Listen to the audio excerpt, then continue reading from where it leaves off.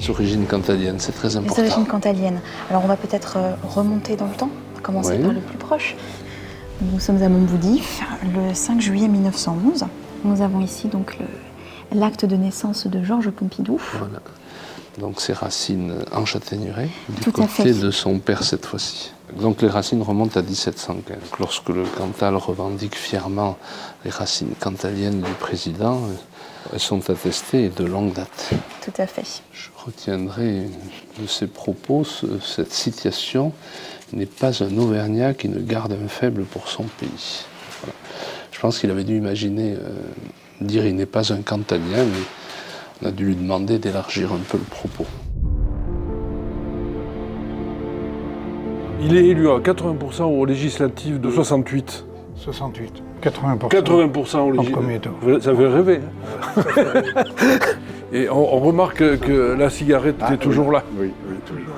On le voit quand même très proche de l'agriculture, des paysans. Je pense que ce bon sens paysan qu'avait le président, les pieds sur terre, la fidélité, la solidarité, le travail, tout ça lui venait quand même de... Alors j'allais dire de Montboudy, mais pas mais en fait du Cantal. Ah mais il le disait souvent, il aimait son ancrage et qu'il y tenait. Je pense que ça lui a servi tout au long de son mandat et de ses mandats. C'est quand même, ça a été un grand homme. Hein.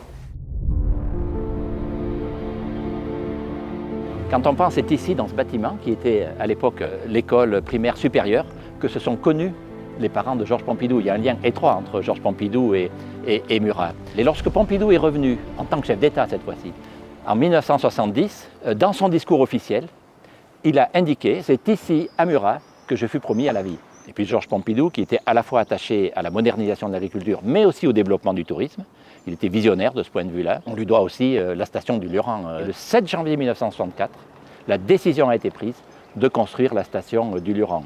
Alors les procédures étaient moins longues qu'aujourd'hui, le chantier a démarré très rapidement, et en mai 1967, il est venu inaugurer le téléphérique du Cantal, et c'est comme ça qu'est née la station du Lurhan. Donc oui, le Cantal lui doit la station du Lurhan. S'il y avait un homme qui était dans la modernité et dans l'anticipation, c'est bien lui. Tout à fait. Il a ouvert beaucoup de chemins qui sont encore aujourd'hui d'une grande actualité. Anticipation, modernité et taille humaine. La finalité de la politique de Georges Pompidou, c'était le bonheur des gens. Aujourd'hui, on ne prend pas assez en compte que l'homme est un des éléments du vivant. Lui, il avait une position sur l'environnement dont l'homme était partie prenante intégrante. Et donc, il faut qu'on accepte ça. Et de ce point de vue-là, il était en anticipation forte. Et son discours de Chicago, il porte des vertus et des valeurs qui sont encore aujourd'hui d'une actualité brûlante. Hein.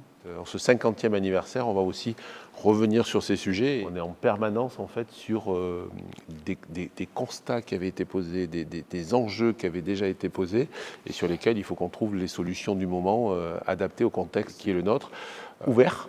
Hein, parce qu'il ne s'agit surtout pas de se refermer, avec la dimension européenne et internationale qui est majeure, mais aussi avec la reconnaissance de nos terroirs, de nos territoires, sur lesquels la population agricole est la première des populations rurales.